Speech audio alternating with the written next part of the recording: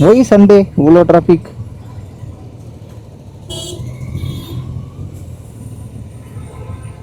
காலையிலேயே இது வேற டைம் வேற தப்பா வச்சு கொடுத்துட்டு இருக்காங்க. என்ன ஆகுது? 7:30 மணி ஆகுதா? 7:30 மணிக்கு இவ்வளோ டிராஃபிக்காக இருக்கு.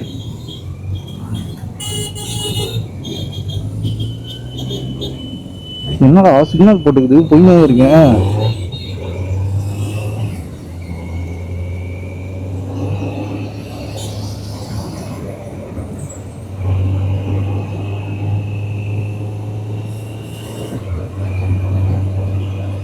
Signal work ஆகலையோ?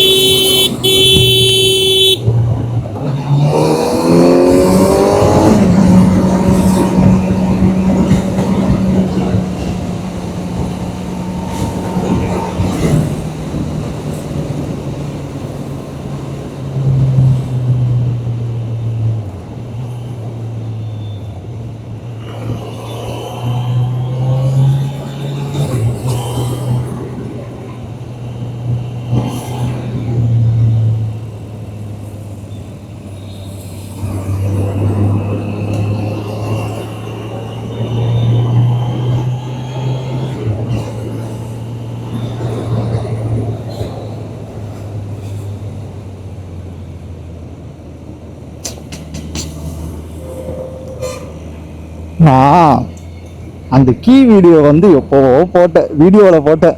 அது யார் கண்ணுக்கு தெரில. அந்த வீடியோவே எனக்கு தெரிஞ்சு ஒரு போச்சு ஓரளவுக்கு யூடியூப்பில் போடும்போது. அது வந்து யார் கண்ணுக்கும் தெரில போல இருக்கு. நான் அதை சும்மா கட் பண்ணி ஷார்ட்ஸாக போட்டா அப்போ தான் வராங்க அவ்வளோ பேரும்.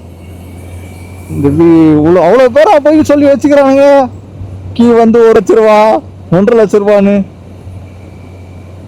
யார் யார் பேரோ சொல்றாங்க. எனக்குலாம் யாருன்னே தெரியாது. ஃபர்ஸ்ட்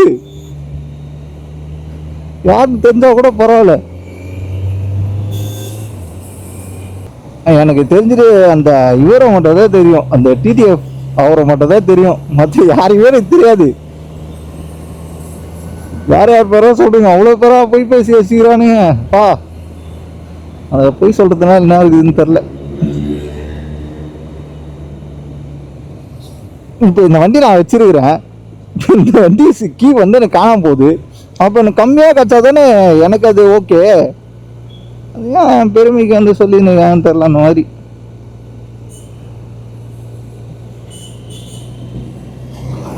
ஆனால் நான் பார்த்தது வந்து வேற ஒருத்தவங்க வீடியோ பார்த்தேன். அதில் தான் பார்த்தேன்.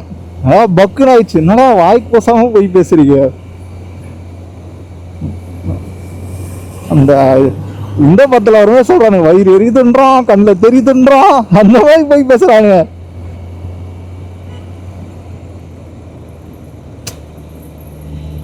இந்த பெருமைக்கு ஏன் அப்படி பேசுறாங்கன்னு தெரியல. எக்ஸாஸ்ட் 1,00,000, இது அவ்வளோ அது இவ்வளோன்னு தெரிஞ்சுதானே வாங்கினேன். அதுக்கப்புறம் எதுக்கு அதை சொல்லின்னு இருக்க? அது உண்மையை சொன்னா கூட பரவாயில்ல. சும்மா போய் எக்ஸ்ட்ரா ஒரு 10,000 சேர்ப்போம், எக்ஸ்ட்ரா ஒரு 20,000 சேர்ப்போம், யாரு கேட்க போறா?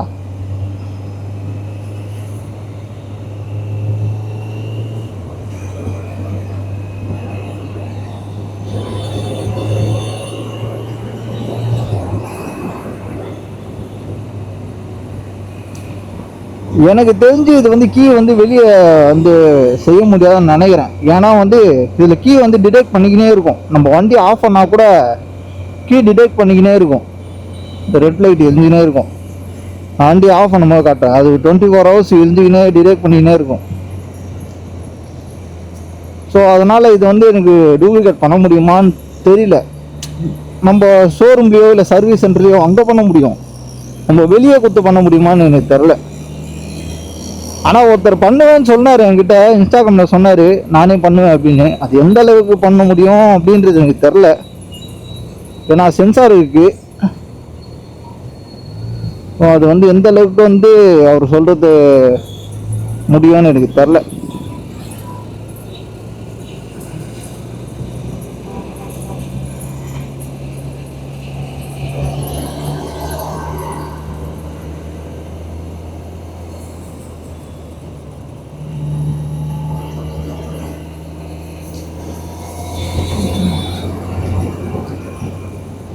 இதில் வேற சம்மந்தமே இல்லாத கமெண்ட் வேற.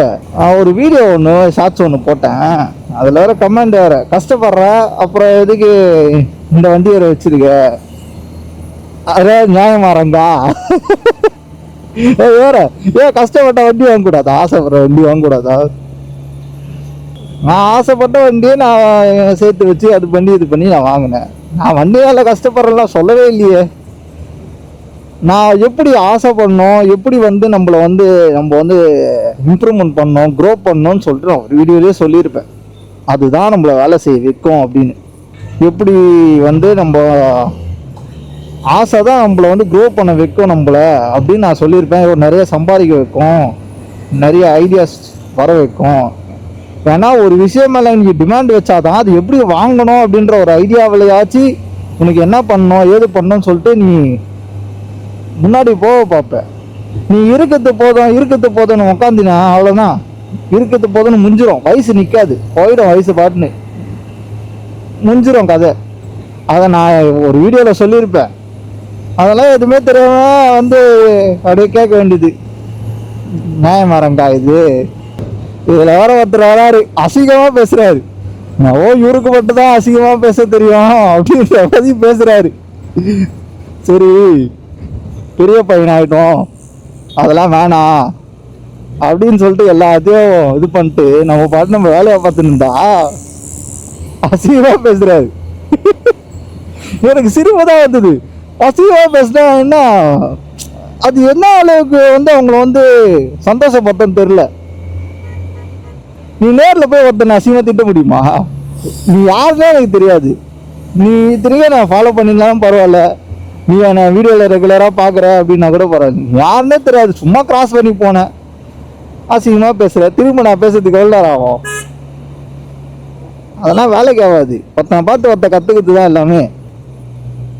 சும்மா நம்மளுக்கு தான் எல்லாம் தெரியும், நம்ம தான் பெரிய புளுத்தி அப்படிலாம் நினச்சின்னு இருந்தால் வேலைக்கே ஆகாது.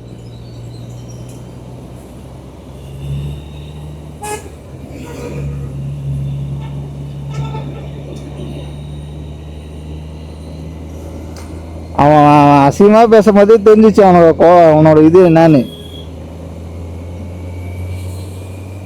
எதுக்கு அதெல்லாம் கட்டி விட்டு வேலையை பார்ப்போம். பேசுகிறவன் பேசின்னு தான் இருப்பான். நம்மளுக்கு தெரியும் நம்ம என்ன பண்ணுறோம் ஏது பண்ணுறோம் நம்ம யாருன்னு. எல்லாருக்கும் ப்ரூவ் பண்ணிலாம் இருக்க முடியாது. நம்ம எதனா ஒன்று பண்ண எதனா ஒருத்தர் யாரும் நோண்டிக்கினே தான் இருப்பாங்க. நம்ம பாட்டு தட்டி விட்டு வேலையை பார்த்துனது தான் நம்மளுக்கு நல்லது. வாழ்க்கையில் 1008 பிரச்சனை இருக்குது. நான் உங்ககிட்ட சண்டை போட்டுட்டேன், எனக்கு வேலை, நீ கத்திரி நடந்தா நான் விட்டு போவேன். நான் தேவையில்லாத பேசியிருந்தா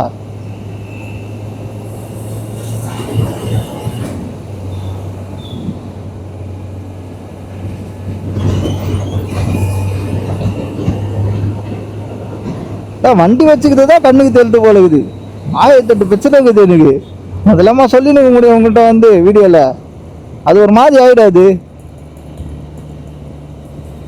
அதான் எல்லாம் போகிறதுக்கு பீஸ்ஃபுல்லாக இருக்கிறதுக்கு வண்டி ஓட்டுறேன், அதை அப்படியே ரெக்கார்ட் பண்ணி போடுறேன். அதுலேயும் என் சொந்த கதையும் சோக கதையும் சொல்லின்னு எல்லாரையும் இது பண்ணின்னு எதுக்கு அதெல்லாம்? இது வேற ஒருத்தர் சொல்கிறாரு 12 லட்ச ரூபா வண்டின்னு. உண்மையாக சொல்லப்போனா எனக்கு இந்த வண்டி வாங்கும்போது இந்த வண்டியோட ரேட்டு கூட எனக்கு தெரியாது. உனக்கு தெரியுதுன்னா இப்போ அந்த வண்டி மேலே ஆசை இல்லை, உனக்கு ரேட்லாம் தெரிஞ்சு வச்சுன்னு இருக்க. அப்போ நீ மட்டும் ஏன் ஆசைப்படுற தான் சொல்கிறேன்.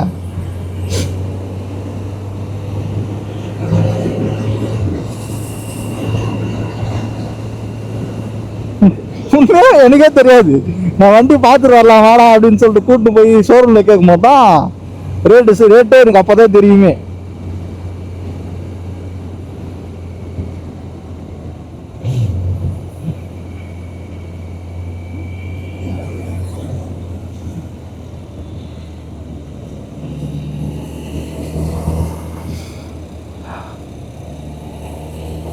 எனக்கு நல்லாவே தெரியும், நான் இந்த வீடியோ போட்டேன்னா இந்த மாதிரி பேச்செல்லாம் வரும்னு தெரியும்.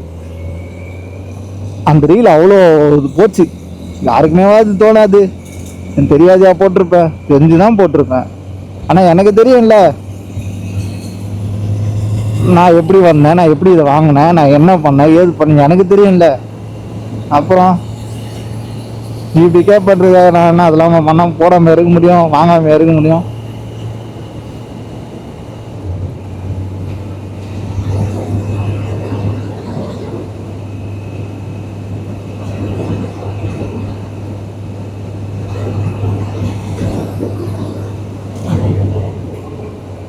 இது வேற வாங்கினேன் இப்போதான்.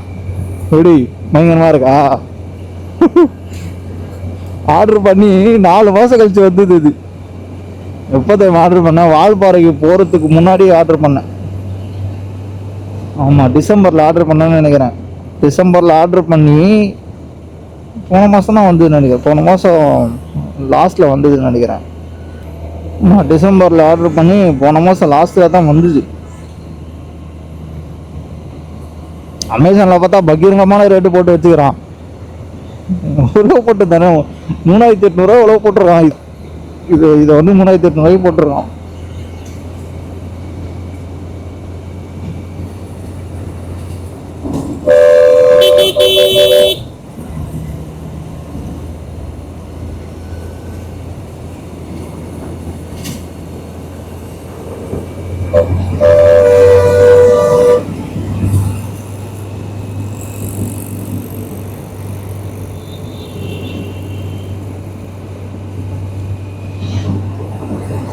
சர்வீஸ்லாம் முடிஞ்சுது. சரி, ஓகே, கொஞ்சம் கொஞ்சம் வந்து நம்மளுக்கு கொஞ்சம் எடுத்து வச்சுக்கலாம், சேர்த்து வைக்கலாம் அப்படின்னு நினச்சா இன்சூரன்ஸ் முடியுது.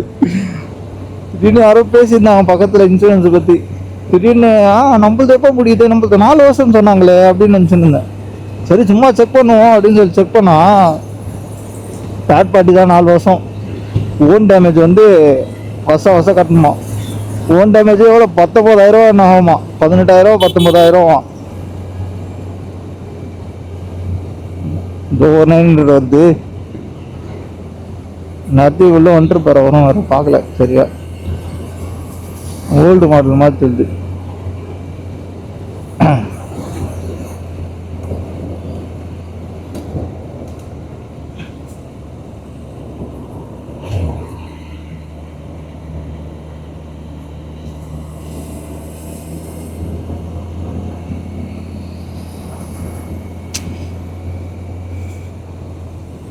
எக்ஸாஸ்ட் இல்லாத ஓட்டுறது இந்த வண்டிக்கே ஒரு ஒரு மரியாதையே இல்லையடா.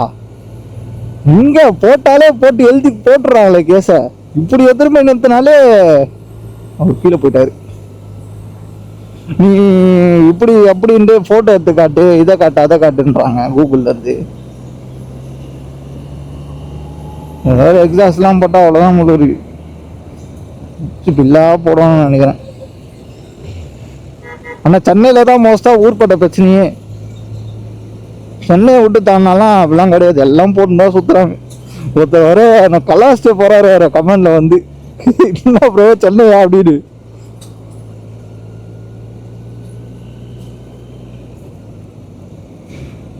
ஒன்றும் பண்ண முடியாது, மாடல் அப்படி.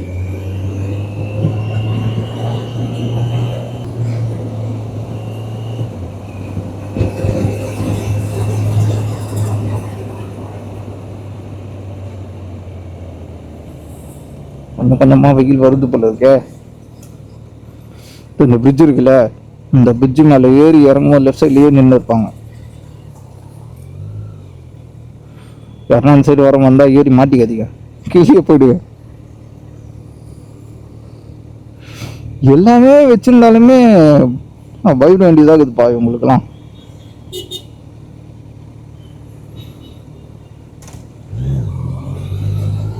நான் சம்மந்தமே இல்லாத வந்து எதுனா ஒன்று போட்டு விட்டுறாங்க.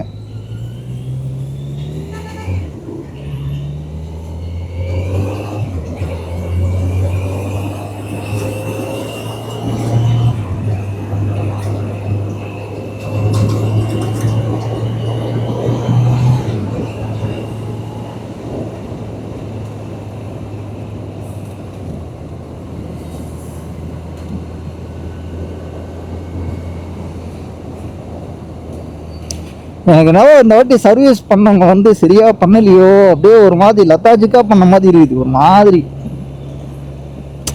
எனக்கு அந்த ஓய்வே வந்து சரியில்லை. எனக்கு விட்டதுலேருந்து போன வாட்டி நான் விடும்போது அது கரெக்டாக இருந்தது. இந்த வாட்டி எனக்கு விட்டதே எனக்கு சரியில்லை. விட முதலேருந்தே சரியில்லை. அப்படியே ஒரு மாதிரி தப்பாகவே தான் இருந்தது மண்டபத்தில். அப்படியே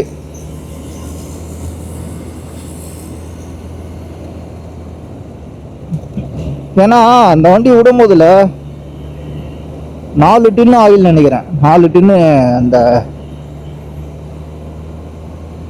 ஆயில் பாக்ஸ் இருக்கும்.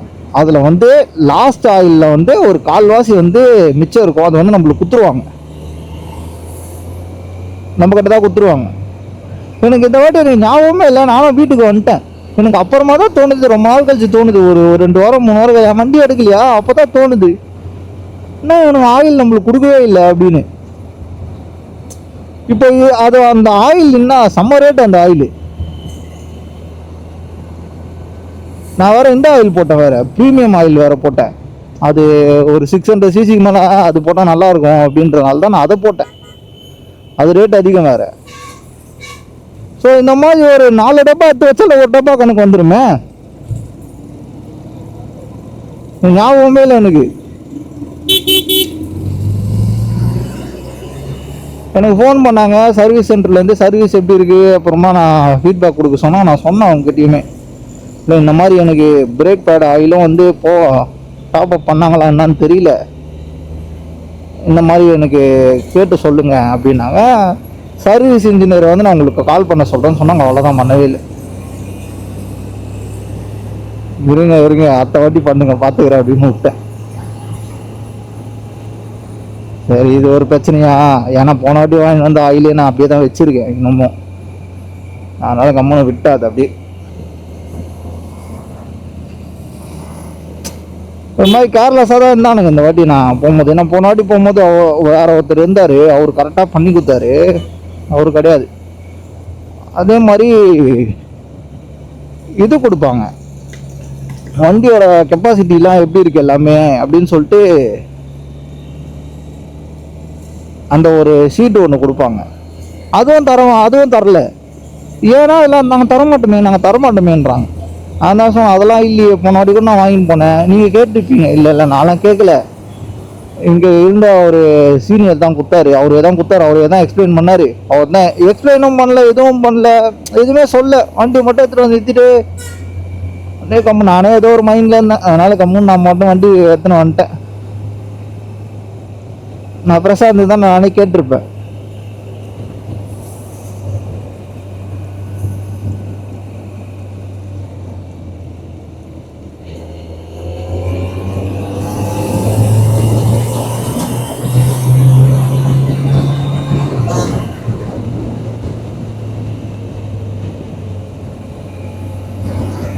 ரொம்ப நாள் ஆச்சு வண்டி எடுத்து ஓட்டி, அப்படியே போகுது.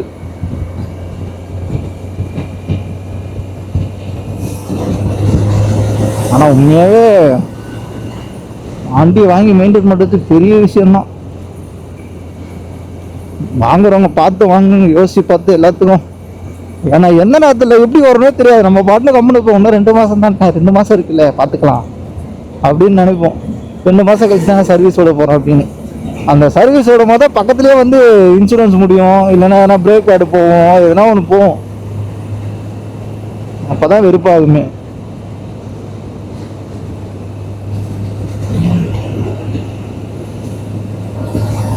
யானையை கட்டி தீனி போடுற கதை தான் இதுவும். அது வெறுப்பு தான்.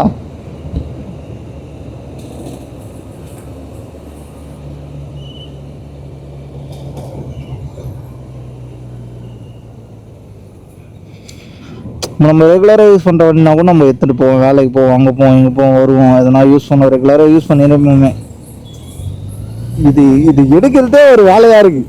ஸோ அதனால் கொஞ்சம் நம்ம யூஸ் பண்ணுறது கம்மியாக தான் இருக்குமே, எங்கன்னா போகிறதா இருந்தால் தான் இருக்குமே. ஆனால் அது சர்வீஸ் அது இதுலாம் அதெல்லாம் செலவு பண்ணி தான் இருக்கணும். ஸோ அதனால் வந்து அதெல்லாம் செலவு பண்ணும்போது கொஞ்சம் நிறைய நம்ம கையில் இருந்து போகிற மாதிரி ஃபீல் ஆகும்.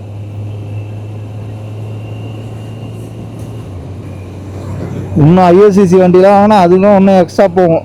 டுக்காட்டிலாம் பிடிக்கணுவானுங்க, டுக்காட்டி பிஎன்டபிள்யூலாம்.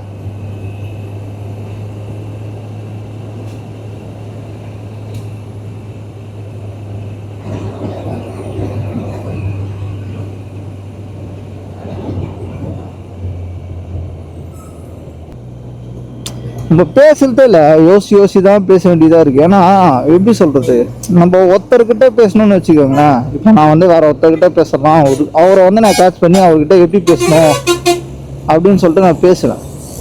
இப்போது வீடியோ பார்க்குறாங்க, அவ்வளோ பேர் பார்க்குறாங்க, அவ்வளோ பேருக்குமே இது வந்து கரெக்டு, இது வந்து புரியும் அப்படின்றது வந்து டக்குன்னு வராது, டக்குன்னு நடக்காது. ஸோ அதனால தான் யோசி பேசுகிற மாதிரி இருக்கும். ரொம்ப இதுவாக பேசணும் அப்படின்ற மாதிரி. ஏன்னா பேசினா புரியாது. நான் சிங்கிள் ஆளுகிட்ட பேசுகிறேன்னா அழகாக பேசிடுவேன், நிறைய பேருக்கு புரியணும்ல.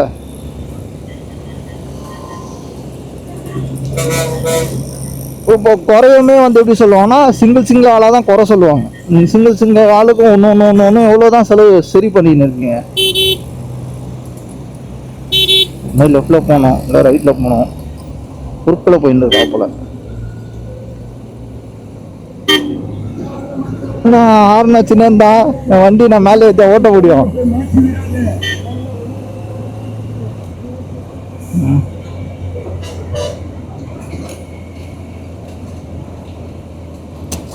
இந்த ஃப்ரேம் ஸ்லைடர் வேற டைட் பண்ண சொன்னேன். அது லூஸ் ஆகினே இருக்கு, அதை கழட்டிட்டு ப்ராப்பராக டைட் பண்ணி கொடுங்க அப்படின்னு சொன்னேன்.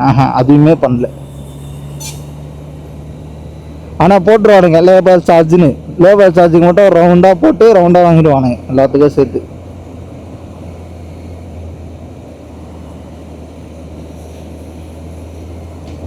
பண்ணுறது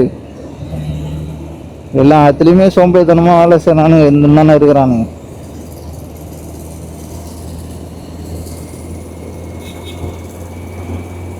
நம்ம மட்டும் நம்ம செய்கிற வேலையில் கரெக்டாக இருக்குன்னு நினச்சா போதுமா? எல்லாருமே இப்போ நினைக்கணும்ல.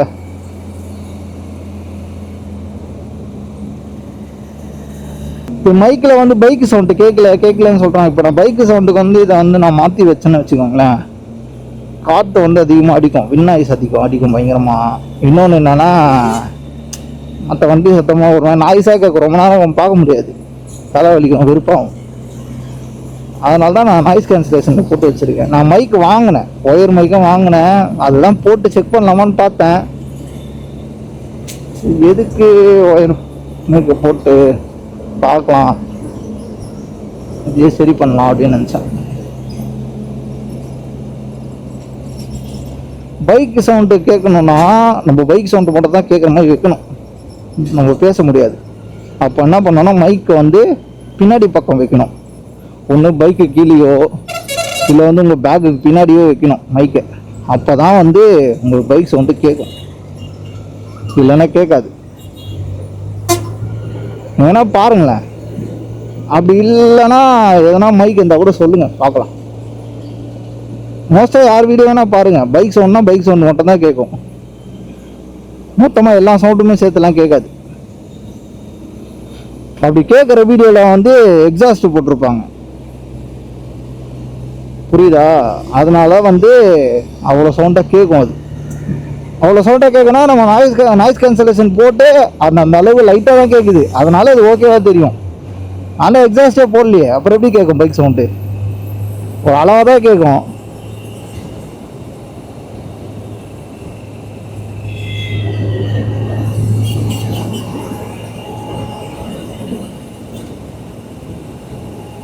வெயில் காலம் முடிஞ்சால் தான் எங்கன்னா போகணும், எங்கன்னா போயிட்டு வந்தால் கொஞ்சம் மைண்டும் சரியாகும். அதனால தான் இங்கே பைக்கை எடுத்து ரொம்ப நாளாக வீட்டு வெளியே இருக்கிறதே கொஞ்சம் காண்டாக தான் இருக்கு. நம்ம போயிட்டு வந்துடலாம், தனியாகவே போகலாம் அப்படின்னு சொல்லிட்டு நான் தனியாக வந்துட்டேன்.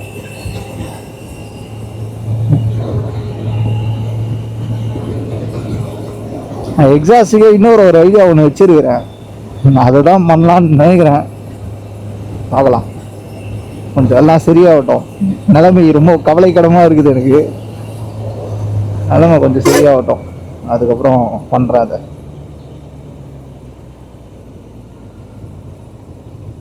இந்த மிரருக்கு தான் சொல்கிறாங்க, மிரர் வாங்கி போடுங்கன்னு. எனக்கு பார் அண்ட் மிரர் தான் போடலான்னு நினச்சேன் நான். ஒன்று வண்டி நல்லா இருக்கணும், இன்னொன்று என்னன்னா இந்த மிரரோட காஸ்ட்டு 9,000 என்னவோ. அது 9,000 என்ன ஆகுது? என் கையில் காசு இருக்கணும்ல, வாங்கி போடுறேன். இப்போ சொல்கிறவங்க வந்து நம்ம ஃபாலோ பண்ணுறவங்களோ இல்லை சப்ஸ்கிரைப் பண்ணுறவங்களோ இருந்தால் கூட பரவாயில்ல. ஏதோ ஒரு வீடியோவில் யாரோ ஒருத்தர் திடீர்னு வந்து எதனா ஒன்று சொல்லிட்டு போகிறாங்க, சரி அவங்களுக்காக நம்ம மாற்றுறோம் அப்படின்றதும் ஒன்று இருக்குல்ல. ரெகுலராக இருக்கவங்களும் இருந்தாலும் பரவாயில்ல. எனக்கு தெரிஞ்சு ஃபஸ்ட்டு ஸ்டார்டிங்கில் இருந்தவங்களாம் காணும். ஒருவேளை அவங்க காட்ட மாட்டுதா போயிட்டு என்னன்னே தெரில. அவங்களாம் நம்மளை ரொம்ப மோட்டிவேஷன் பண்ணுவாங்க, ஆனால் அவங்களாம் காணும்.